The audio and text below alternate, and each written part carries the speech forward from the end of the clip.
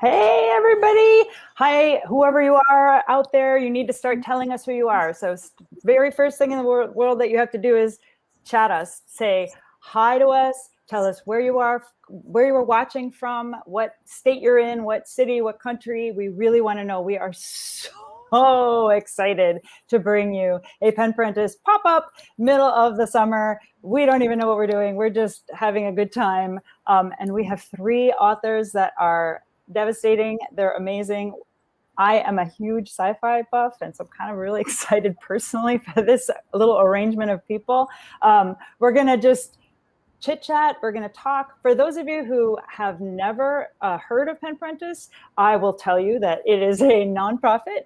It is a 501c3, and what our mission is to keep writers on creative track after they have kids.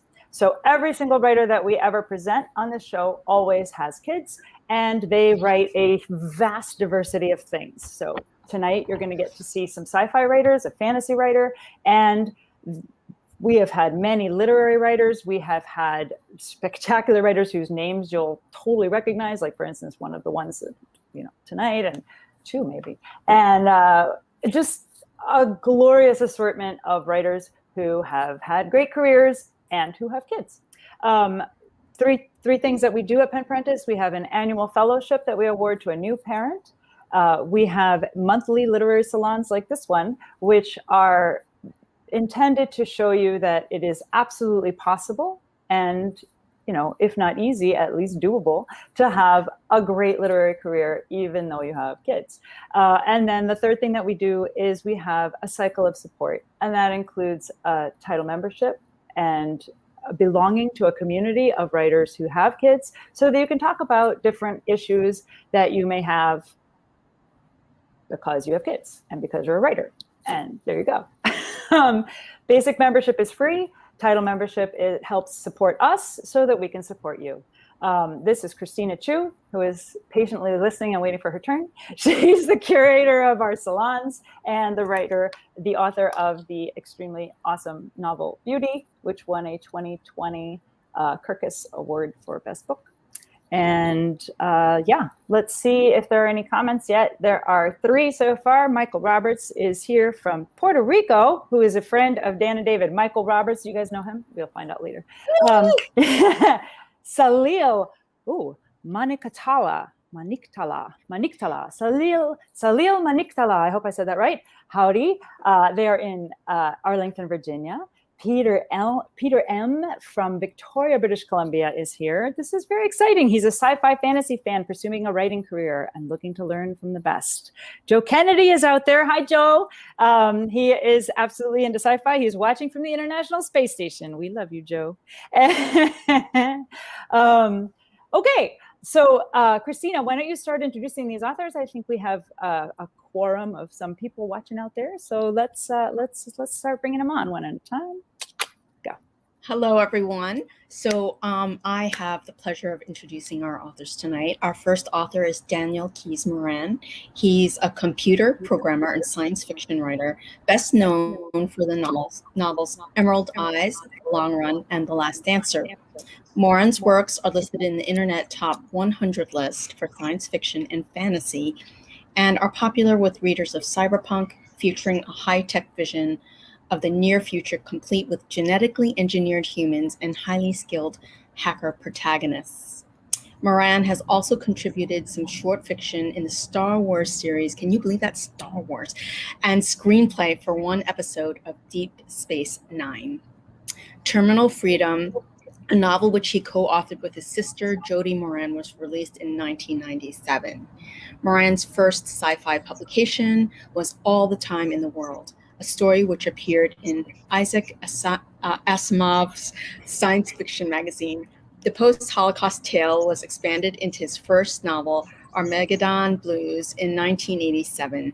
In 1987, Moran also debuted Emerald Eyes, the first installment in a planned 33-volume saga. Tales of volumes. Children interrupted that a bit. Despite a publication break of several decades while he raised his 5 5 children, Moran is still followed by a coterie of devoted fans eagerly awaiting further tales in the saga. Everyone, welcome. Yay, Dan! It's a Dan, pleasure to be all the here. way from Los Angeles. Los Yes. Angelino. Yay. My purple sparkly eyeliner is in honor It's just of for me? your Lakers. Yes, Thank you so much. you're I very am touched.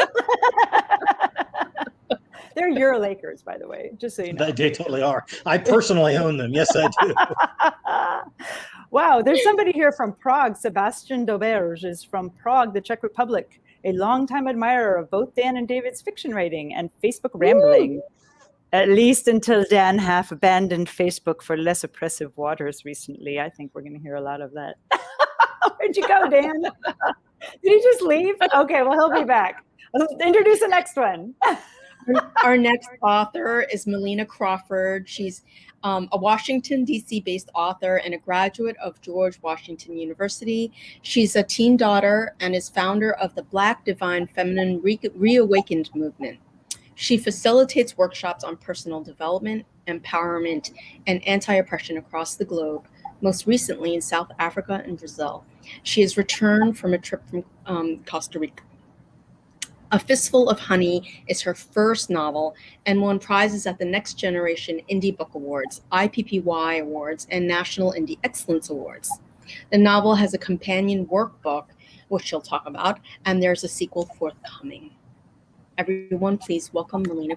Yay, Malena! Thank you for coming. You just came back from Costa Rica, and you loved it. You loved it. Yeah. And it was mostly family and fun out there, right? Yeah. And you have a teen daughter. Mm-hmm. And I want to hear just a little bit before we bring on the other people and we all talk together for a long, long time. I want to hear a little bit about this Black Divine Feminine Reawakened movement that you've founded based on your novel, because your novel is not just a novel, it has a workbook. Yeah. Yes. I want to hear a little bit about how this works. Sure.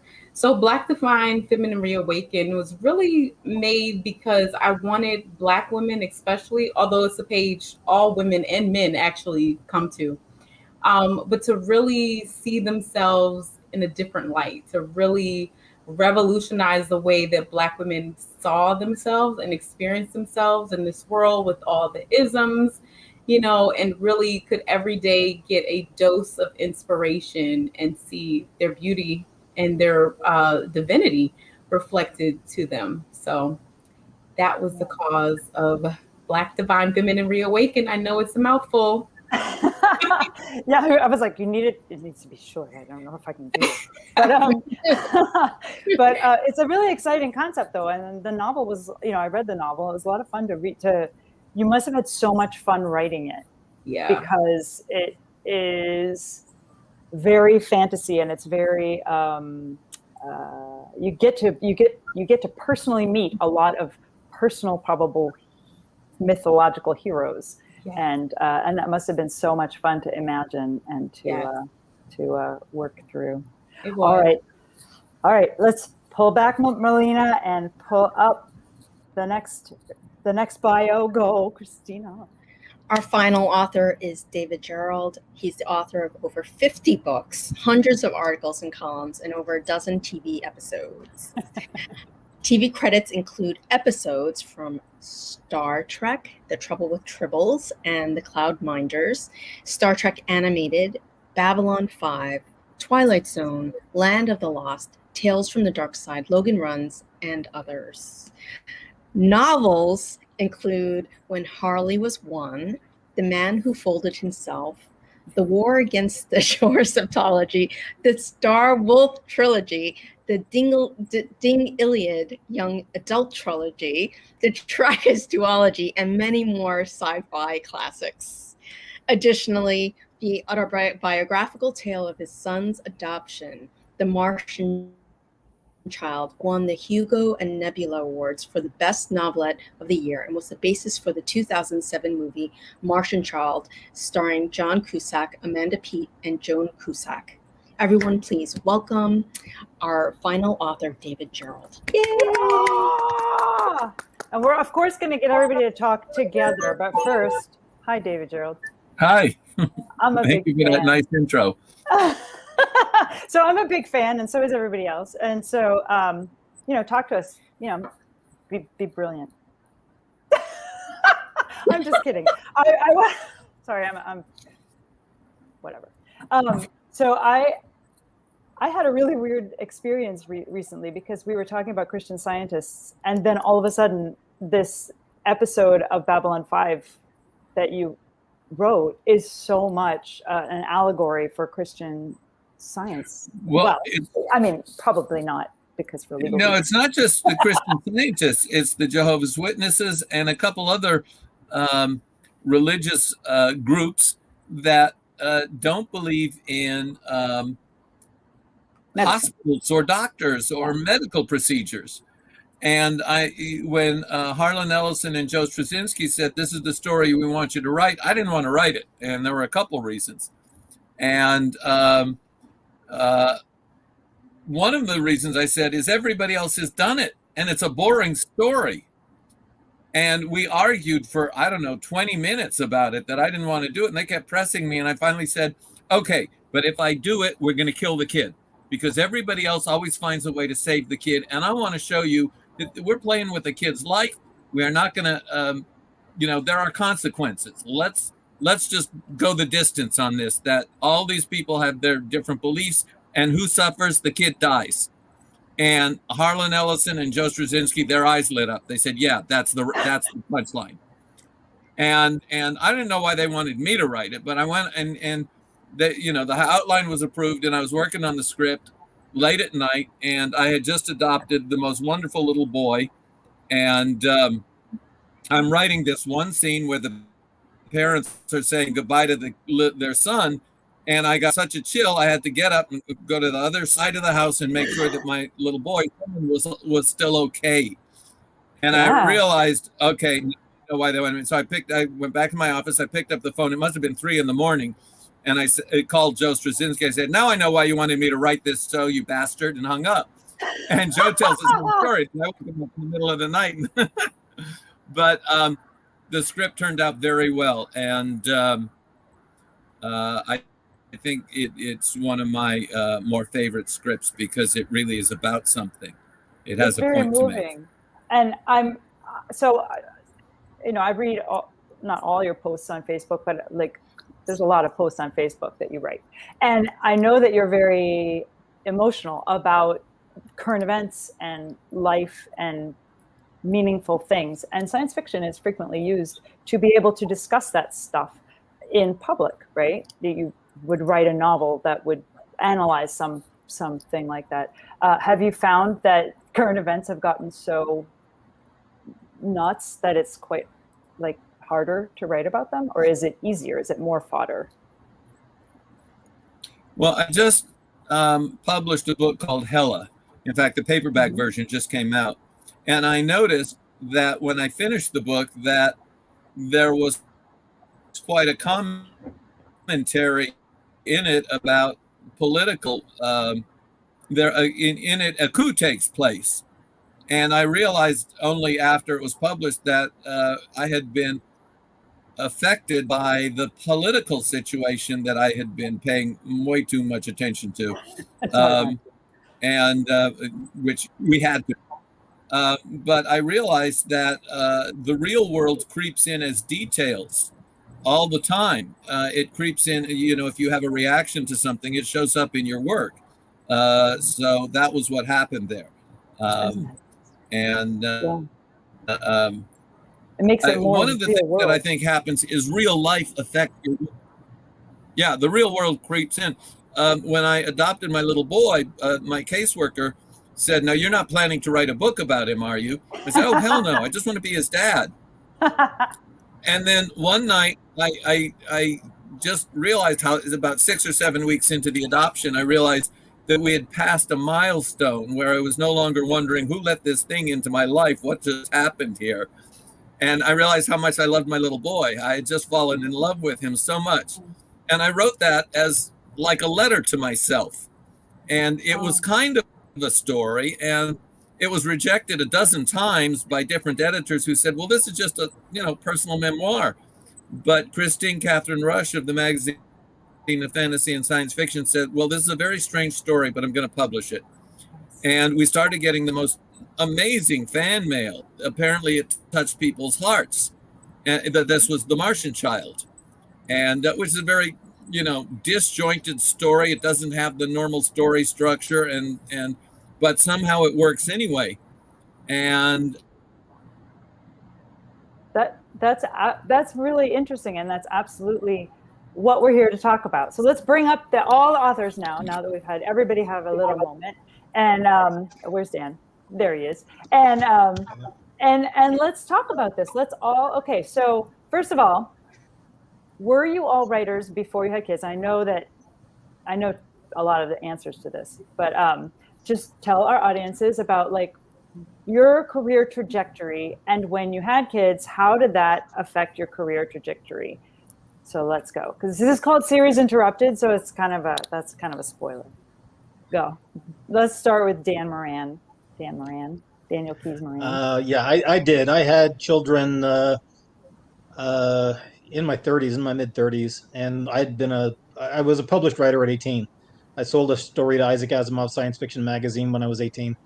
And then my first novel at 22 or 23, somewhere around there. So yeah, I had a very long life of being a writer, and relatively long, right? 15, 17 years before I had my first child. Not quite when I was 30 years old, my nephew came home from the hospital, and on my birthday, he was my birthday present, and I raised him for the first several years of his life. So that was, that was not quite being a parent, but not entirely not being a parent either, right? I was 35 when I married my wife, who had 3 children from a previous marriage, and I'd had a long life at that point, 35 is pushing middle age. I'd had a fairly long life of being a writer prior to ever really being a full-time dad. But then you decided to go with support all these 5 people and your wife. Like you threw yourself. I mean, I remember having conversations with you where you were like, I need to just make a lot of money, and I have to do that. And writing is not secure that way. My older 3 children are stepkids, but they are my children. I could not love them more. Blood's got crap all to do. David will tell you this. David adopted, one of the greatest little boys in the world. Blood's got nothing to do with anything. Those 3 children needed a dad. I tried to be a good dad to them, and that did require, making some sacrifices in terms of not writing as much or at all for a long 10-year stretch. I didn't write a word. But interestingly, you did publish some stuff in personal essays. I did. I wrote a collection. NPR. I went back. Around 2000, I did some essays on NPR for J.J. Sutherland, a producer on NPR. And he had me come in and do, 10 or 12 essays about various subjects that interested me, right? And when I got done with that, it was the first writing I had done in a really long time. And it just sort of, the children weren't really little at that point, right? I mean, they were still little, but they were starting to get older. My oldest daughter was 13, 14 years of age, and was able to be of some help with the younger children. And she still resents that. But, that's how that one works, unfortunately. It's true. It is real. She did get leaned on sometimes. I don't know that she still resents it, but, it comes up in conversation today. But I started writing again at that point, and it was, the engine was rusty. I mean, I felt slow and stupid when I started trying to write again after having not written for 10 years. And those little essays were like a little taste, like, you've been off the wagon for a long time and you're sober, and suddenly that one little sip of whiskey and now you're hosed again. I've never had an alcohol problem, but they tell me that's how it works. It's certainly how it worked for the writing. I started writing just a little bit again, and I still haven't gotten back to where I would like to be, which is to write full-time again. But we're getting close. My youngest boy is 19, and he goes off to college in August, September of this year. Yeah. And I do plan on pulling back and writing some more at that point. So, yeah. 30 more tales of continuing time. I'm not, Malena, God willing, I got to live that long. Well, you're just going to have to. Malena, I wanted to ask you about your book was meant to be part of a series, right? When you first did? And then you decided that the world needed more. And it turned into this thing, or possibly the world told you that you needed it. Can you talk about your journey from I'm just going to write this novel to, oh, I'm going to run this whole entire movement, really, and shepherd people? Like, how did that happen? Yeah, so the book, it's kind of a mix of self-help and also a novel. So it got a lot of just amazing feedback from people. From the book saved my life, changed my life, stopped me from committing suicide, just all kinds of just amazing feedback. So, and the book was also quite a healing journey for me. I wrote both myself and my daughter into the book. Yeah, the main character, just spoiler here, is not Malena Crawford, but Alina Ford. Yes. A lot of biographical. Very good. Yeah, so then I was asked to speak about the book, and I was asked, okay, I want my own journey. How do I start my own healing journey, my own transformation journey? And so that's where, so the book is called A Fistful of Honey, and that's where the Honey Experience Live came from. So I took elements from the book and just kind of toured around the US and the world with that, message of just saving yourself. How can you save yourself? How can you really get to know yourself, your real self? So, were you traveling with your daughter that whole time? Like, not abroad, but she was actually my little business manager at 7 years old. So whenever I would do a signing or anything, she would be the one to collect the money and stuff like that, and the guests. So yeah, she thought it was really cool. That's very fun. How very cool. And David, you stopped the Torin books. What happened? Why? Well,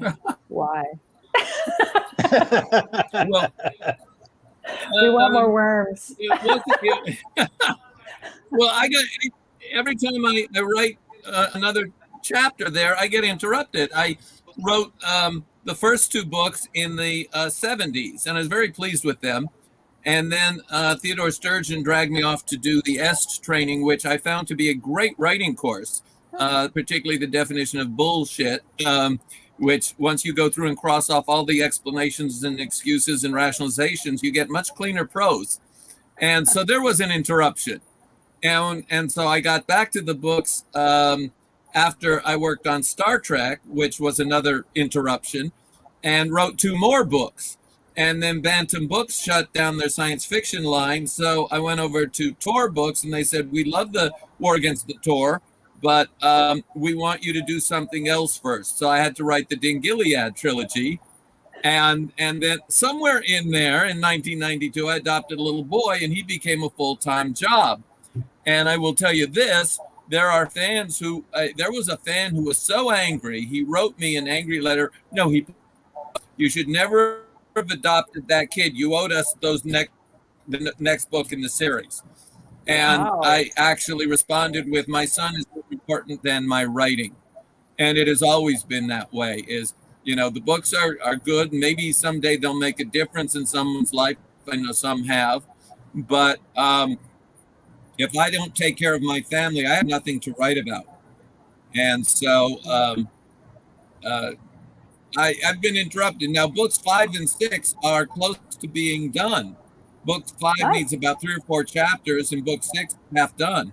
So I want to finish both and turn both in at the same time. You hear that, fans? 5 and 6 are coming. Are you getting excited? Because I have space. I'm going to make space on my bookshelf. I have read book 5. It does exist. I have people write. You want to hear about people bitching at David? I have people writing to me, that he's not telling the truth about this. I'm like, dude, I've read the book. That's awesome. But it's interesting because David, what you had to face with an angry fan who's like, no, you owe me. You have to write this book for me, and versus your own family. Like, so part of the reason that Parentis exists is to destroy that dichotomy. It's not you either are a parent or you're a writer. You can't live like that. You can't live any life like that. If you stop doing everything else except parent, like you would just be, I don't know, professional. Well, what I would do is I would get Sean off to school, and then I would write. And then, so I'd have like 5 or 6 hours to work. And then I'd pick him up from school, and the rest of the day was for him and me together. And I was not going to write until after he tucked him into bed. So I made it work. And as a single dad, it was a challenge. But Sean, I was lucked out. Sean wanted to be as independent as possible. So, and he needed that sense of freedom. So it was a good match. And it worked until he turned into a teenager. And then the only reason he survived was I couldn't figure out a good way to dispose of the body. I got 2 of those, so I know how that is. Malena, when did you find time to write around your daughter? When she went to sleep, but I would also wake up very early in the morning, probably like 3 a.m., 4 a.m. and write.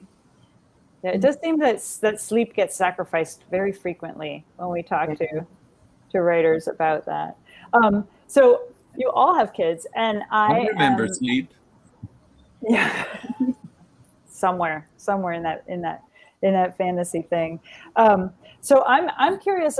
So all of you write science fiction, and a lot of times we use science fiction to as an escapist thing to like forget about the terrible things, but it can also be used as a means to really go deep into the thing. Would you say that you write to escape problems or write to get deeper into problems with your writing?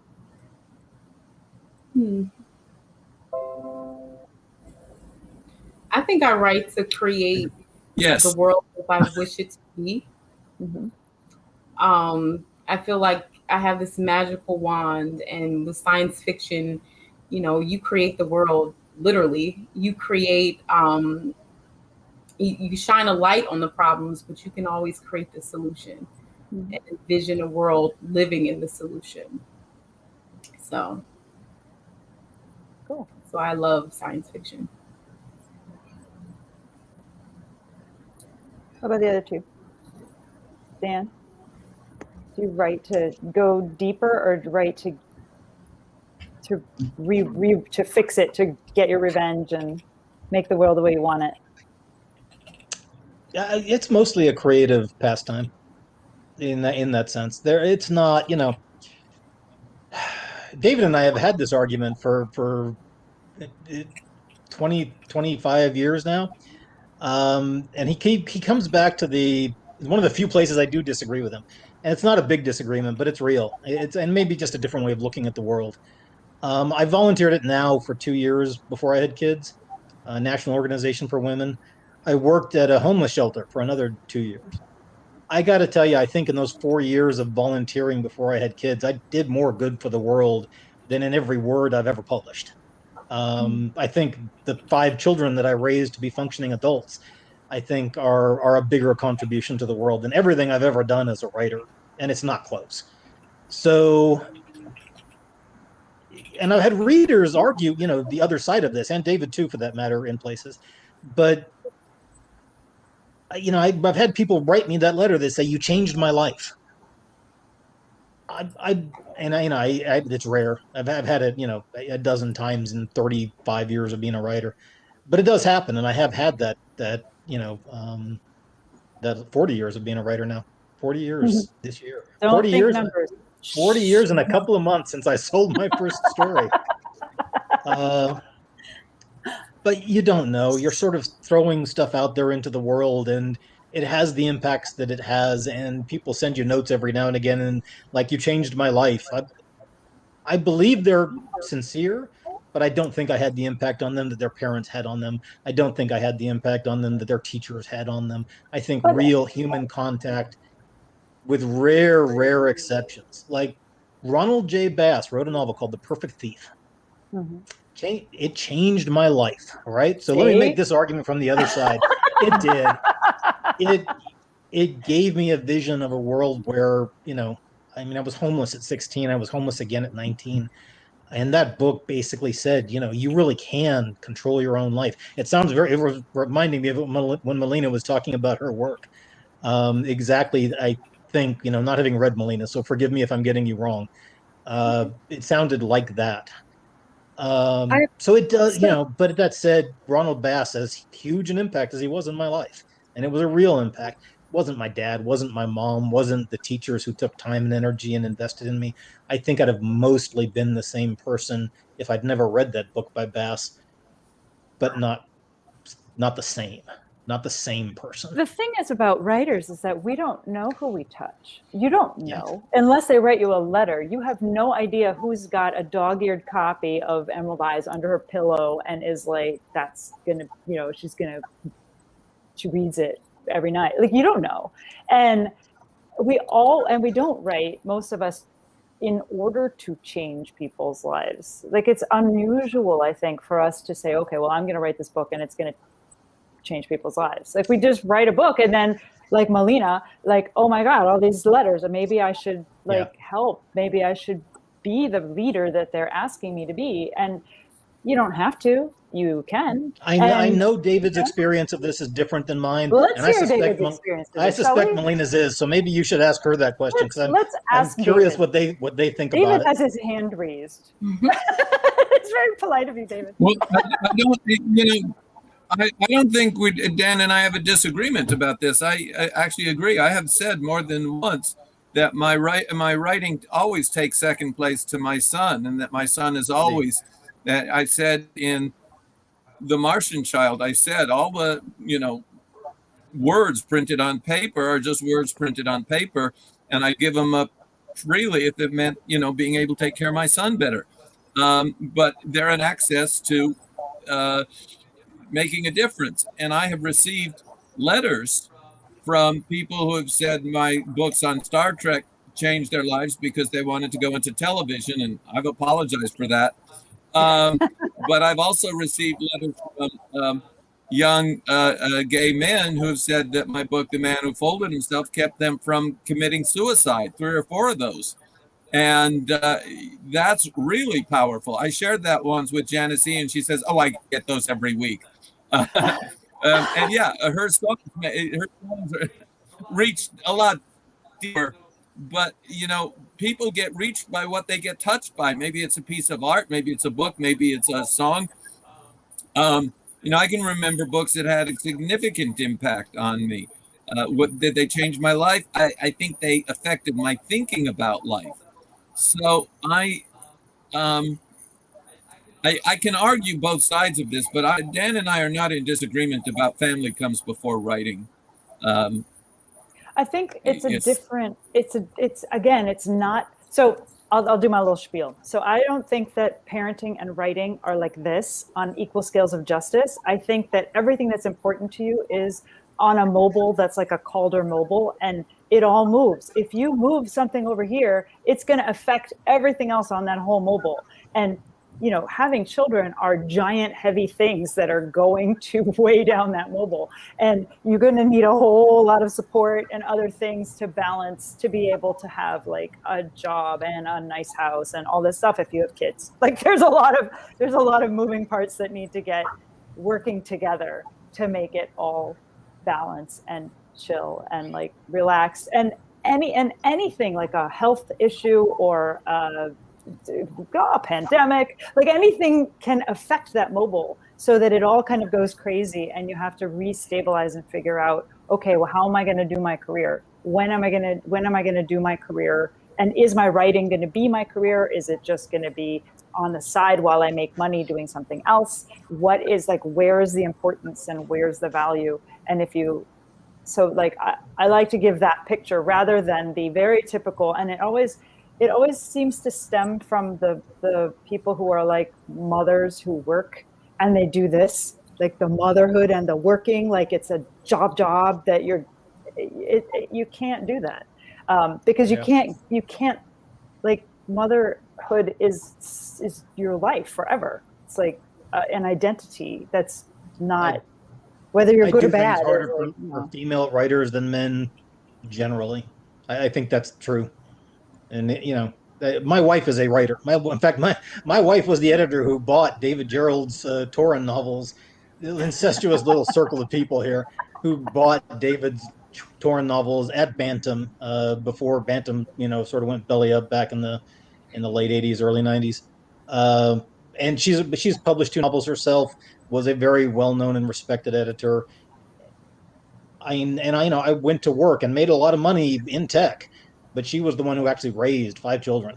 So when I sit here and brag about my 5 kids, I'm bragging about Amy. I'm bragging about my wife because I put a roof over our heads, and I'm proud of that. It was hard work and it needed to be done, and I could do it. But my wife is the person who put 5 children into good colleges and turned them into the people they are. That's her. Nice. And she sacrificed her writing career to do that in the same way that I sacrificed mine. 5 kids is a lot of work. What were you going to say, Christina? Well, yeah, I mean, I do think that the financial aspect is real, right? So, there's survival and then there's living, right? And at first you're dealing with survival. You've got to just get the basic stuff, and then you can enjoy the rest, right? Once you kind of nail that down. But something you said, Dan, before that was really moved me was when people write you and they say, this book changed my life or something changed my life. Like, what exactly are they talking about? Like, when they say that, like, do they tell you one of the people who's listening to this, Salil Maniktala, is one of the people who's written me that letter. And I mean, he had abusive parents, and I don't want to tell Salil's story. It's not mine to tell. But he's spoken about this publicly often enough. I don't think he'd object. He had abusive parents and did not, I guess, get the guidance from them that he needed. And he found some of that in my work, and has talked about how, in the long run, and Last Dancer made a difference in his life because of that. I don't know what, like I said, it's not a really common letter. I've had 12 of them in 40 years. But it is, I think, at the right moment, the right word in anybody's ear, you can be the voice they needed to hear. Yeah, Malena, you started a whole entire movement based on people probably writing you letters. Can you talk about how that evolved? Like, how did you decide that you're not just going to novelize, but you're also going to do like the group and the workbook and all? Yeah. I had already, so to be quite transparent, my book was written to save my own life, so that I could heal from the things that I was going through.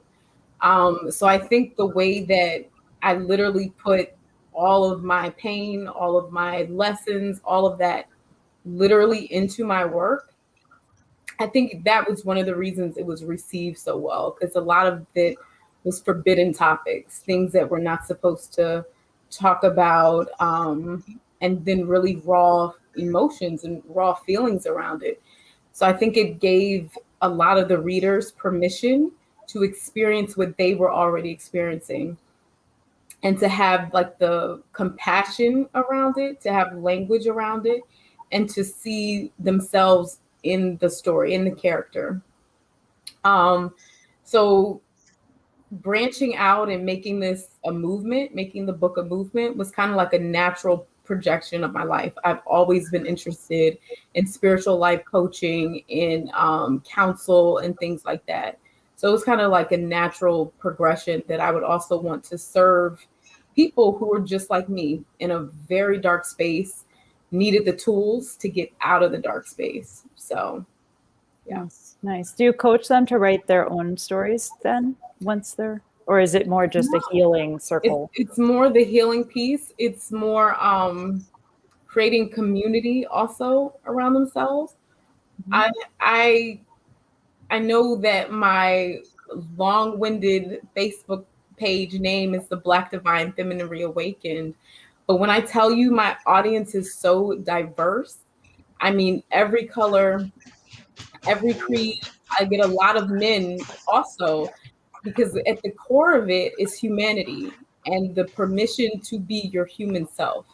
The permission to kind of look at your scars, look at all of that, and bring healing to them, bring wholeness to that. And so the story is kind of like a shield, like the entertainment shield, to move through these things. So they're being amused, they're being entertained, but there's also medicine in it. So yeah. Malena, All can right, I ask you a question? Sorry. No, good. You've been, I don't know the details of your story, but you've had some real grief. I can hear it as you're talking. Yeah. Did your writing help with that? I mean, did it sublimate your grief, or did it alleviate your grief? I mean, how did the grief flow into your writing, I guess, is my question. Yeah, it did. It actually, I think it allowed me to talk about it in an empowered way for once. You know, because before it was just like this heavy mantle, like it just sucks. But then I had a character to go through it and to move through the next level and to really be witnessed, which I think grief has to be witnessed. You know, grief has to be let out. And so in that process, it really healed me. It really healed me. But the thing that brought it full circle is to see how it impacted others, because it gave meaning to all of the bad times and the darkness and the grief and all that. Michael Roberts said that Trent went a long way towards firming up his philosophy. So you are affecting humans, Dan. I can't hear you because you muted yourself. I'm in the same house with David Gerrold. David is in his office and I'm in his living room. So when David starts talking, I mute my microphone so you all don't have echo. The echo. Yes, I know Michael and Salil are both longtime Facebook/Twitter friends.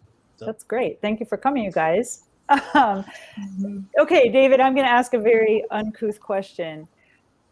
When you have the kind of success that you have had, does that affect your writing to make you want to write more, or does it screw up your brain where you feel like, I don't know, stifled by it? Like, I mean, you've had monetary success, you've had fans, it feels like things are very rosy for you. And so I want to know, if that makes your writing harder to write or easier when you're doing great. Well, I don't feel that I'm doing great. I feel that there are challenges I haven't accomplished yet. So I'm always looking at what's the next challenge, what's the next thing I need to learn, what's the next thing I want to accomplish. So, and it's called the imposter syndrome. It's I faked it, and they're all going to find out. I don't have imposter syndrome. I know that I've done some good work, but fame kind of annoys me because it uses up my writing time. And I think part of writing is going out into the world and living life, actually having something to write about. And so sometimes I'm not writing. And being famous is a lot of people are getting in your way and keeping you from experiencing real connections. Is people want to, it's like being famous is like being a magnet. And too often it's like being a magnet for the wrong kind of people, star suckers. And suckers is not always the word I use there. So what I really, I mean, I don't tell people I write. When people ask, what do you do? I say, oh, I teach, or something like that. I'm retired. Or I say, I don't know what I want to be when I grow up. I'm still working on it. But because I don't want to say, because when I say I write, it's like saying I'm a priest or a psychiatrist. All of a sudden you see people putting on their performance for you. They're pretending to be sane around you because they're afraid you're going to put them into a book. My feeling is that given a choice between rich and famous, I'll start with rich. And if that doesn't work out, then we'll talk about fame. Awesome. So, but over here, it's when I sit down to write, being the famous writer is not part of the equation. It's simply not there. It's like I read this great story by this great writer, and it's just, I didn't know that was possible. I want to try if I can evoke some of And of course, when I do it, it's something entirely different, but it puts me in a different frame of mind. So I'm always looking at what do I not know how to do and how can I learn how to do it.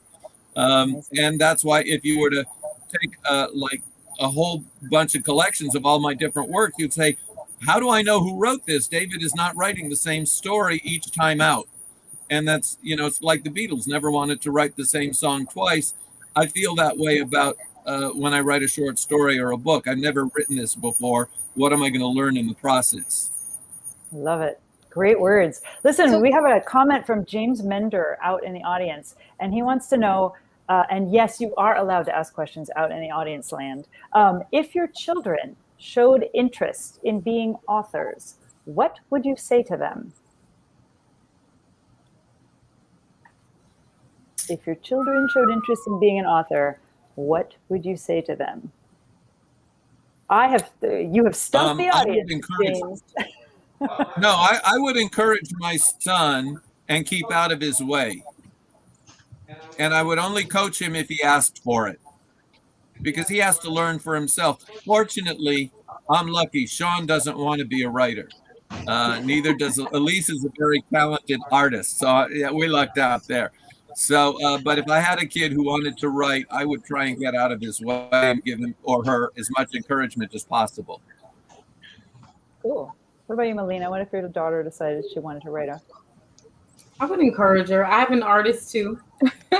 So I would definitely tell her the work that it requires. Like, yeah, it's going to take you through a journey. But I definitely encourage her to do whatever it is that she desired to do. Just be prepared. Dan, if you had 5 novelists in your house? I'm the bad father in this case, I'm afraid. And I'm going to give the answer. Oh, hello, boy. You be good. Sorry, I had to pet a dog for a second. I'll tell you what I did tell them, which is that this is a very hard life. It's really difficult. And unless you are driven to do it, and I really mean driven, you should do something else. And all of them have done something else. And so, that's my answer on that. They're all bright. I'm a writer. My older 3, their biological father was a writer. Their mother is a writer. They come by it from all angles, and none of them are writers.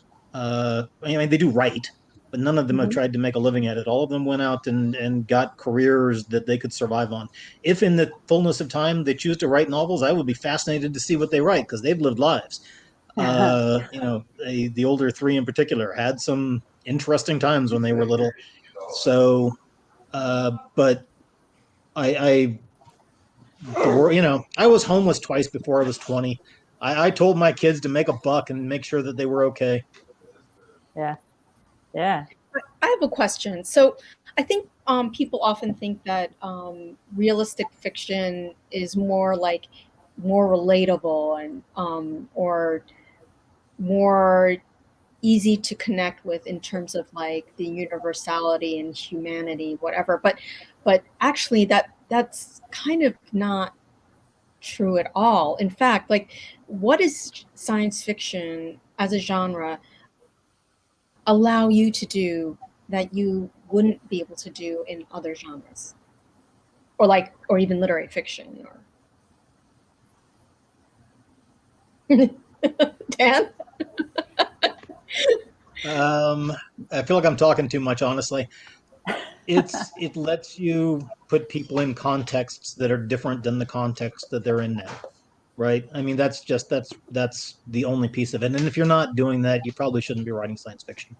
The book that I'm working on right now, the main characters are literally all the main character is 10 years old at the moment in the book I'm in, and is just a biological human, but he's a very advanced biological human, and everybody around him, all of the adults, have computers in their heads.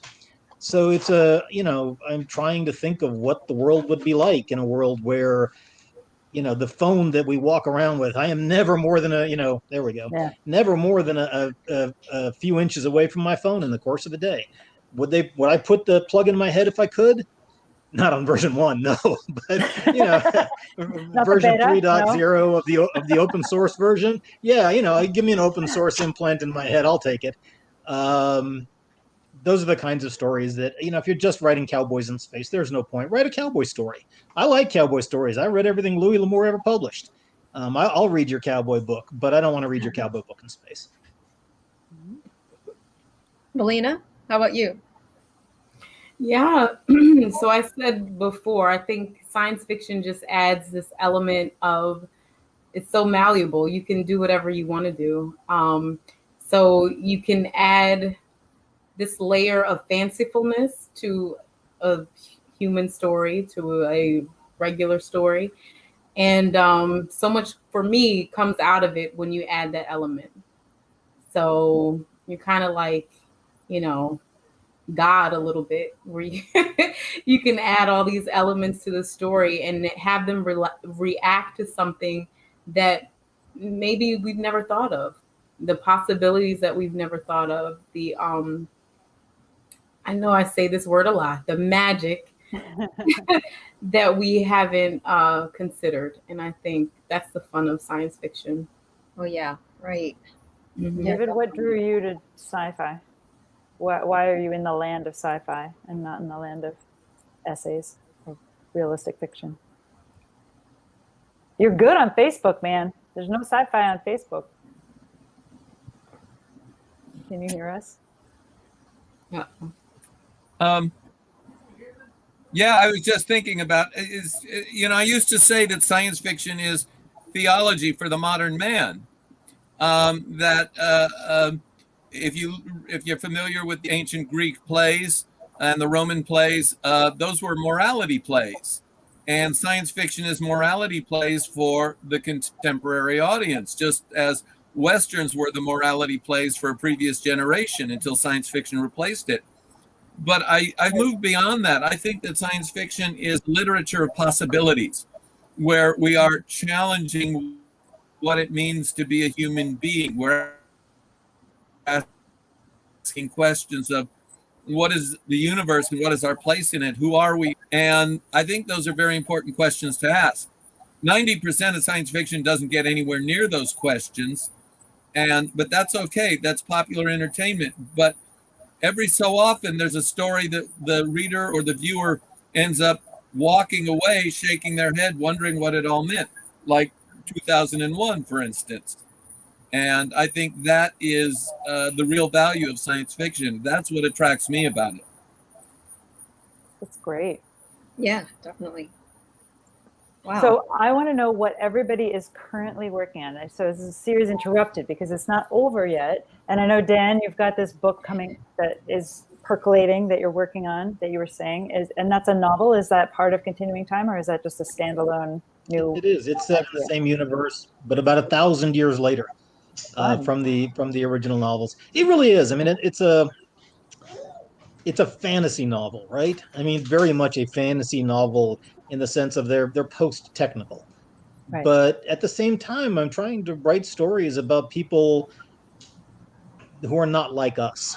The kind of person I would like to be. Make me a person like that, and I would totally jump. I'm not going to live long enough to see those kinds of opportunities, but if I did, I would. I'd be first in line to have the computerized brain upgrades.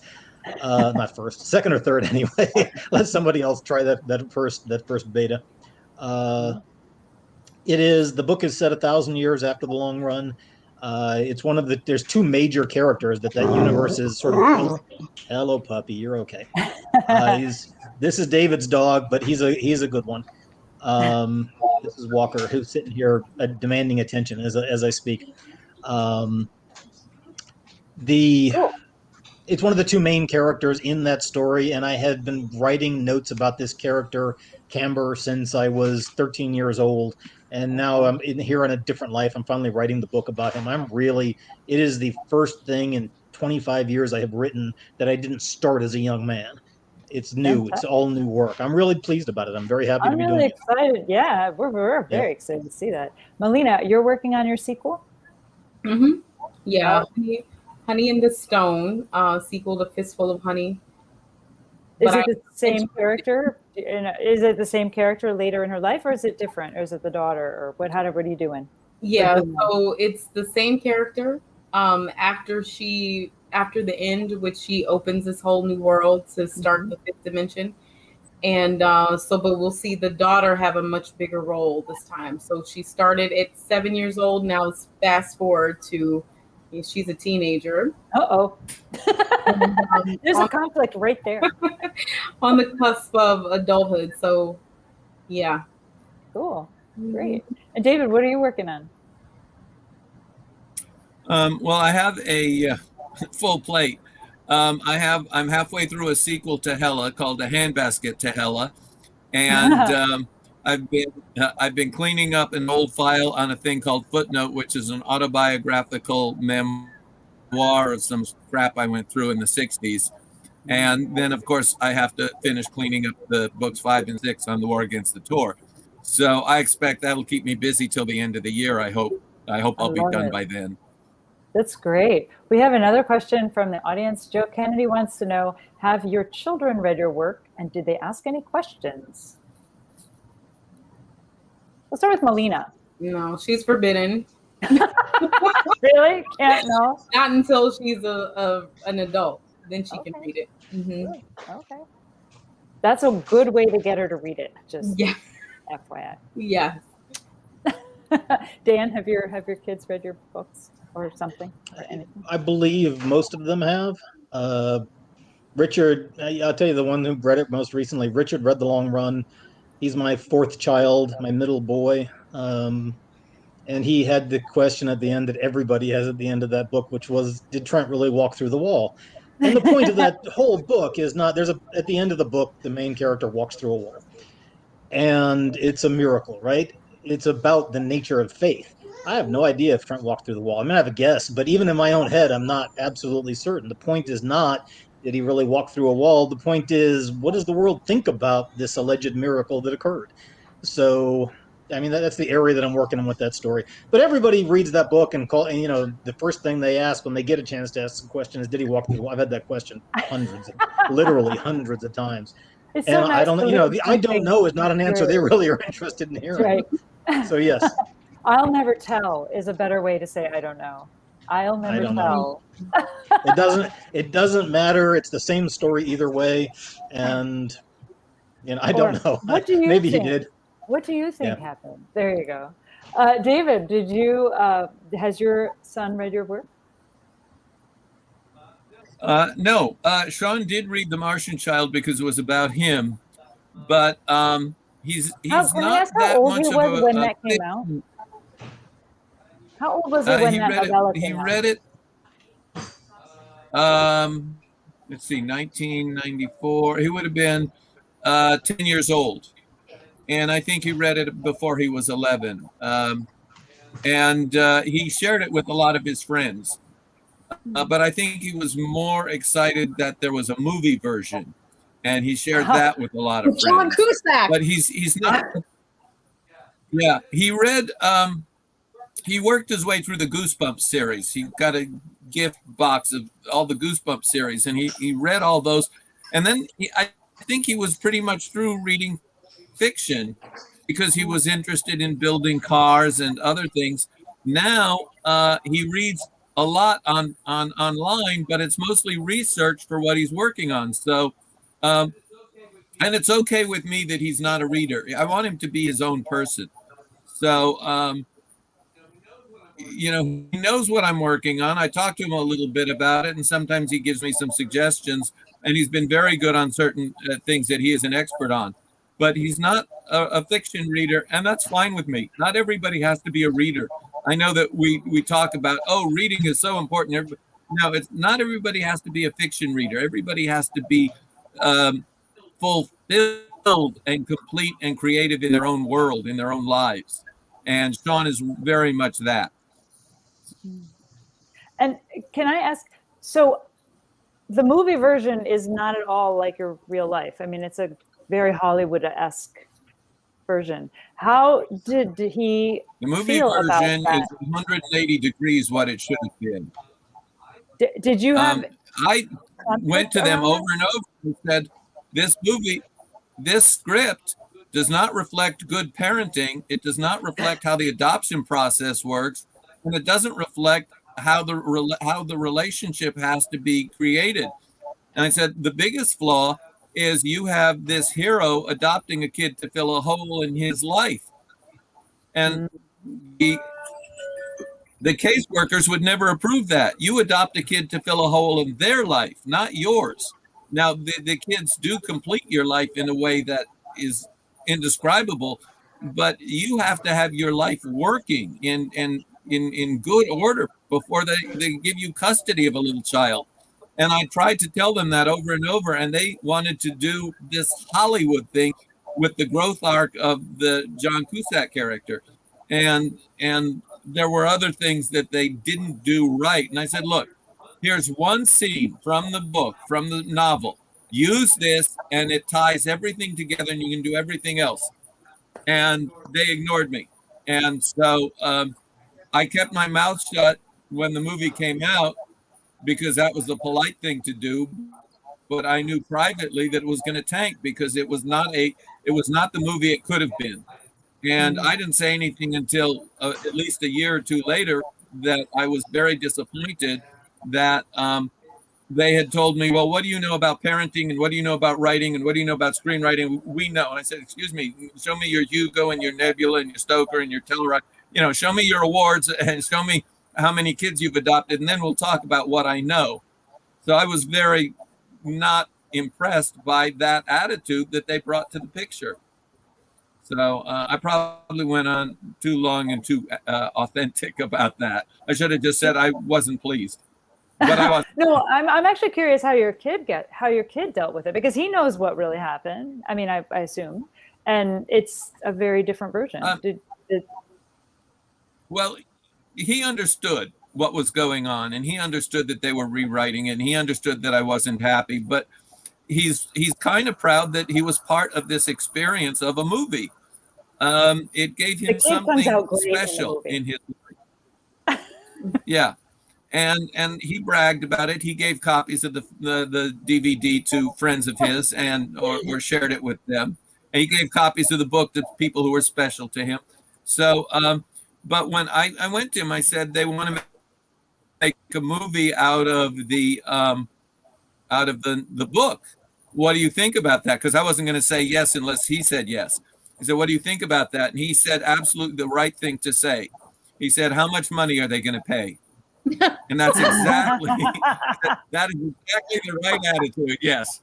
So so when the check came in, I bought him a car, because I said this story wouldn't happen without you. Here's your share of the reward. You get the car you want, which turned out to be far more expensive than I had planned.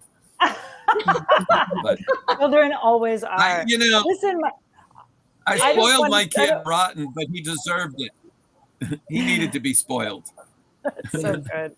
I'm going to work on my grandson. Friends, we are at the end of our hour. Next. It is impossible to believe that it went by so fast, but it is an hour over. So let's say goodbye to our fantastic, wonderful studio audience, and to these three astonishing authors, Daniel Keyes Moran, David Gerrold, and Malena Crawford. We will see you all on social media. And everybody can follow Parentis for a playback of this thing in about a week. Probably we'll post it on our YouTube channel, which is YouTube/Parentis. So yeah, everybody, goodbye. Thank you so much for coming. Come back next time. And if you are a writer who has kids, we have an organization for you. You should probably check us out. We're at penparentis.org. Anyway, have a great night. And we'll see you in the fall when we start doing these things regularly again on the second Tuesday of each month. All right. Bye, everybody.